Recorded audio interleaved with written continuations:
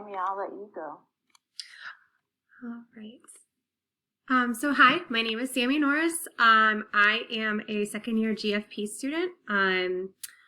I have been a public education high school teacher for the last 12 years, and I'm in the middle of a job change right now. So happy to answer questions about that.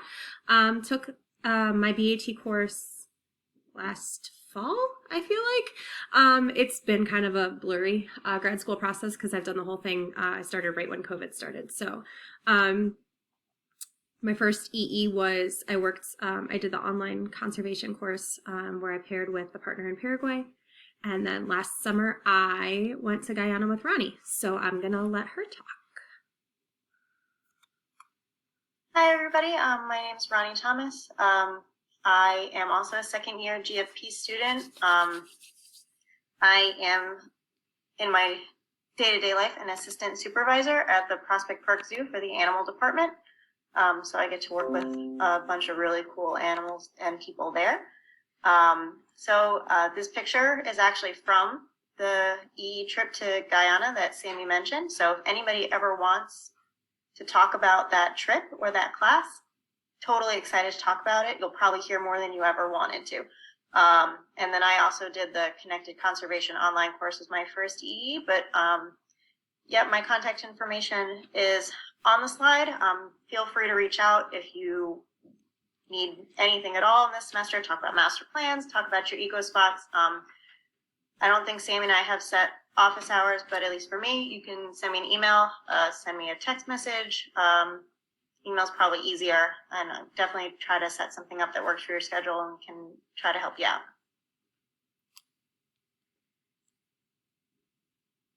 Thanks. We really are lucky to have two student leaders. And because they were just recently through this process, they can be really helpful, and they can answer questions about upcoming courses as well, because they're currently taking the SLMW course. So they will have the most up-to-date knowledge about what it's like to be a student in that process. All right. So let's talk a little bit about the assignments. So here's the breakdown. Basically, there's that chunk of time or chunk of work that's going to be discussions and peer feedback. That's about 24%. It's an important part of your grade to participate in those discussions. But the biggest piece is clearly that EcoSpot. So we'll talk about the breakdown of all of those different EcoSpot assignments that are going to make up that 71% of the grade. And then 5% at the end is going to be brainstorming your community leadership challenge. And that's one thing that we really want to start talking about with you in this semester so that you have time to start planning. And what we're going to do is there are 3 of these meetings. This is the first one. There's another one in a month, and then one in April. So the one in April, we're going to dedicate to talking about the Community Leadership Challenge and master planning. So we'll give you a little bit of a head start with that, and then you'll complete that assignment at the end of the semester. By the way, if you said, what's a Community Leadership Challenge, you should definitely attend that meeting in April, and you'll start talking about it. Or look ahead to that to do. Okay. So for your EcoSpot, the goal, and we were just talking about this as some people were starting to log on, the goal for this is for you to use technology, specifically a website, to communicate about technology that's being used in the conservation issue. So a good example is if you wanted to, say, focus on the conservation of toads, just hypothetically, you could really share about environmental DNA as a fantastic way for you to track the presence or absence of a certain species. You could look at citizen science projects. You could look at apps that are used to do like iNaturalist, or there are some really cool frog call apps which are fun. So you could look at any of those conservation technologies that are used to address a conservation issue. All right. This is a really long list, but it's not completely inclusive of every issue that you might want to look at. But it's something for you to think about. What's really available to you, and what might you like to create a website about. So at this point, I'm going to have the student leaders, because they did this just last year, share just a little bit about what their EcoSpots were about.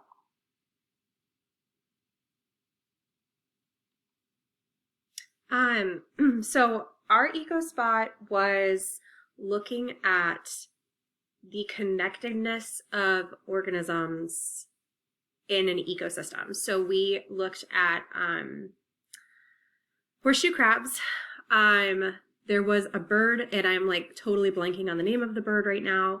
But everyone who was in my group at the time lived in the northeast part of the country, and I live in Cincinnati. So they had these really great informational things about all of this, and they had seen it in action. And I was kind of like the technical person. So I put together the website, made sure all the links were functioning, made sure our social media was popping up on there, because we linked an Instagram page to our EcoSpot. But it was, the technology that's going into creating, tracking the birds and tracking the horseshoe crabs, and then also the technology that of why horseshoe crabs were beneficial. And it was right as the COVID vaccine was being made, and horseshoe crabs were like super beneficial in using their blood for the testing of the COVID vaccine. So we linked kind of all of that together, linking a podcast, a website, and an Instagram page in our EcoSpot. It was the Red Knot. Thank you so much. I had the red part and I couldn't get the second part of the name. So thank you so much for that. I will post a link to my EcoSpot. I'll post it in the Shoot the Breeze, but I actually found a way to record the meeting, so I don't want to change what's on my screen right now so that we can record it and not have to mess around later. So yeah.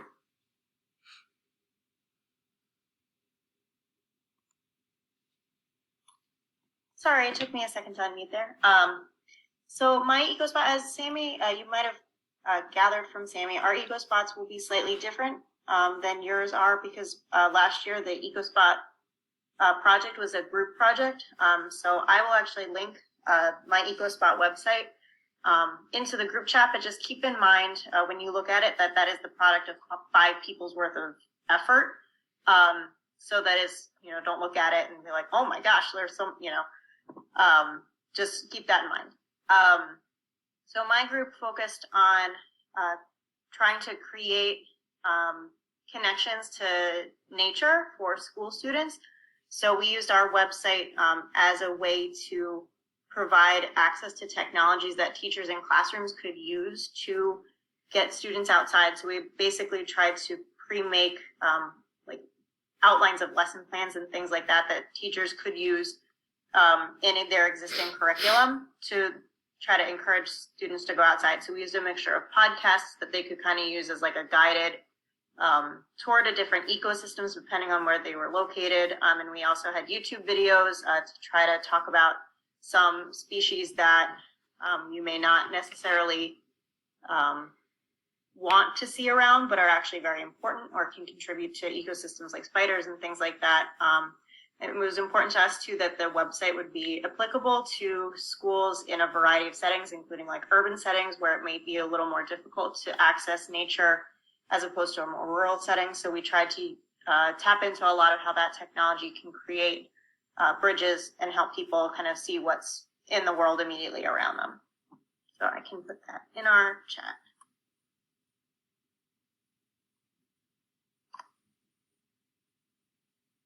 Thanks for sharing. And yeah, definitely we did do group work last year, and that's not something that we are going to be doing this time around. So keep that in mind. There is an example EcoSpot already shared on our Google Class site, so you can look at that. As well, you should be added into those Google Sites. If for some reason you can't open it, first try and make sure that you are logged in under your Miami email. And then if that doesn't work, just let me know and I can check your access. Fingers crossed. All right. So you're not only going to be creating a website, but you need to include 2 other forms of media. And so both of our student leaders mentioned that you could use a video, a podcast, an app.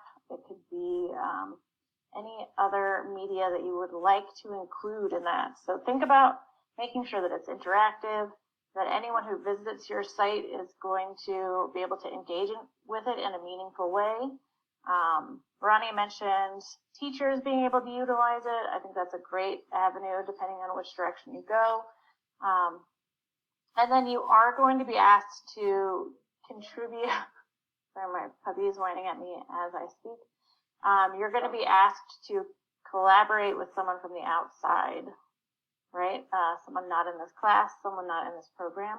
And that could be in giving you expert advice. It could also be providing you with a video, providing you with a link.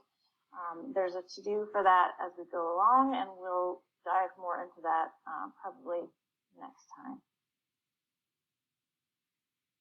Okay, so here's what the roadmap will look like. So shortly, we're going to start coming up with ideas.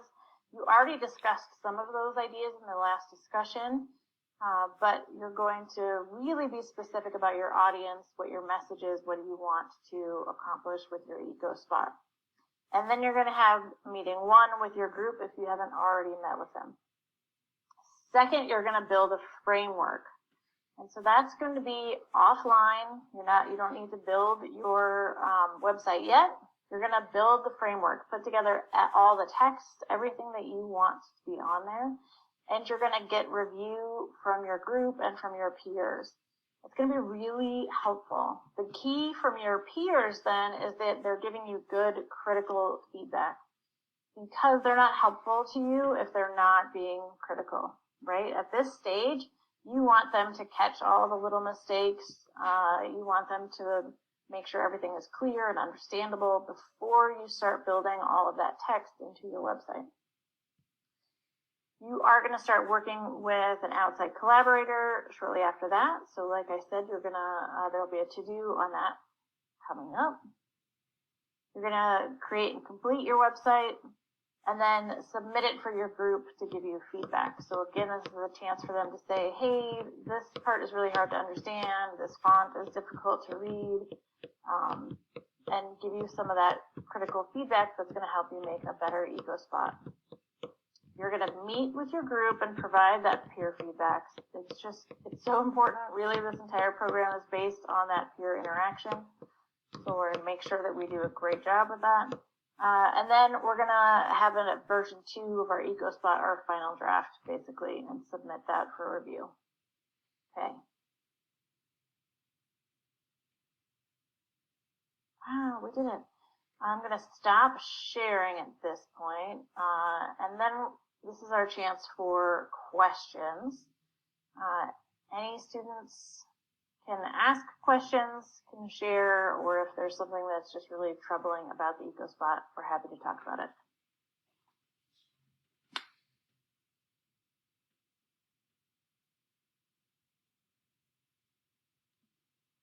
I do have a question about the EcoSpot. I guess I thought, so it's supposed to be about technology. Mm-hmm. Okay. I think I was not clear on that. I guess I kind of thought it was using technology to talk about like an issue, but it's using technology to talk about technology. Yeah, exactly. So it's like technology on technology on technology, if that makes sense.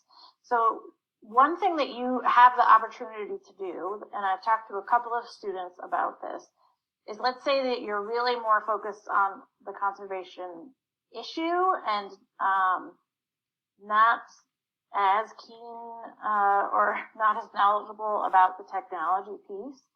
I think pollinators is a question that has come up. Like, I really just want to create my EcoSpot about pollinators. Instead of just creating a website about